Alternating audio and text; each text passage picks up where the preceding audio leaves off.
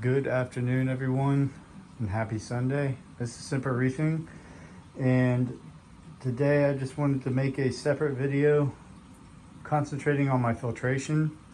I did kind of briefly go through it on my first 210 video, but I'm just going to make a separate video on it. So we'll get into it. I actually don't have my sump under here. I plumbed everything through to the garage. My garage sits on this side of the wall, and I have a little tent set up in there, and it's kind of my little laboratory, if you will. So I'm going to cut to that right now.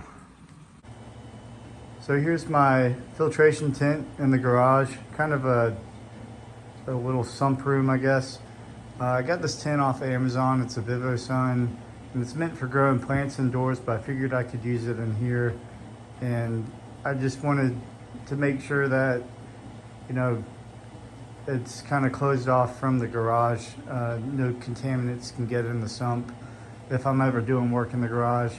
And it also comes with a filter with a carbon block, and it vents out right there. I have the fans and the filters turned off right now for the sake of the video, but it's been doing pretty well, and it's pretty spacious in there, and I like having all this room for just whenever I have to do stuff. So my chiller, I have a 1/3 HP JBJ Arctica. It's been very nice for the brutal summers we've had here in South Carolina. It gets pretty hot in the garage. So getting into here, I have this fan usually running and it's pushing air out. I kind of leave the door crack and push all the air out of here. So I am running a Bash C Pro 48 sump, and I love it. It's just very spacious, clearly a very big sump, and plenty of room for everything. So I'm running a Red Sea mat. This is a 1200 on one of my drains. The other drains just goes right into a filter sock. That pump right there is for my chiller. Second chamber, my protein skimmer. I got this from BRS. It's an Aquamax Q3. I don't know if they make them anymore because they were selling them like 35% off. I think they were just getting rid of stock. But it's been working well. I just cleaned it out this morning. Third chamber, my refugium. Got the Tunzi refugium light, and I've been growing some Cato and Grassolara. Got my bio bricks and bio balls back there. It's pretty dirty right now. I will be cleaning it here soon. Usually when I do water changes, I have an internal pump, and I'll just pump all the water out and clean all the detritus and scrape everything, especially my return chamber. I have my calc dripping in there, and I've got a pump kind of pushing water around to make sure it doesn't just stagnate on top. It's a little bit messy down here. I will be cleaning it up. That's my goal, was to kind of get the fish tank running, and then address all these issues, especially the cable management back there. This bench is kind of like a prototype. We'll be upgrading it as I go. I will have this thing for a while, so plenty of time to upgrade everything. So I am running a CO2 scrubber. I need to replace the media on it, and I've got irrigation line that was left over. I figured, why not? I'll run it out of the garage door, and I've noticed a good little increase in my pH just from that alone. And that pump right there is for my chiller. So I've got my Trident, my Dose, Neptune equipment, all that, all my storage. I love having all this space. I can keep everything in here. My magnesium, calcium, soda ash, everything. So, like I said in the previous video, I'm dosing soda ash in conjunction with the calc washer. This is a medium-sized ice cap calc reactor, and I really like it. I do like the was it the Avast or the Vast calc reactors, but this one's been great for me, and I keep it constantly turning, and I'm always dosing a calc slurry. I think some people will kind of disagree. I do take my return pump out and soak it in some vinegar water every month or so, and I haven't had any issues with it clogging up on me.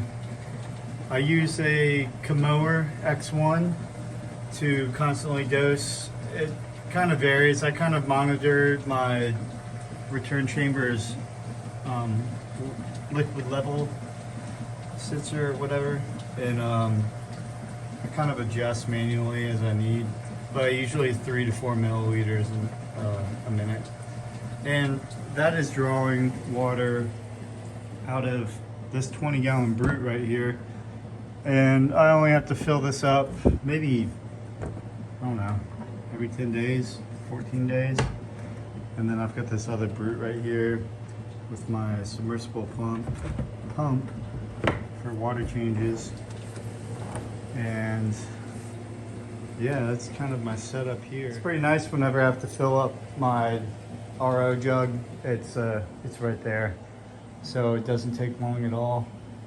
And speaking of the RO mixing station, well, here's a shot of everything. This is the 60 breeder I was talking about. It's currently holding my RO water because this one sprung a leak on the bottom when I was moving water from left to right.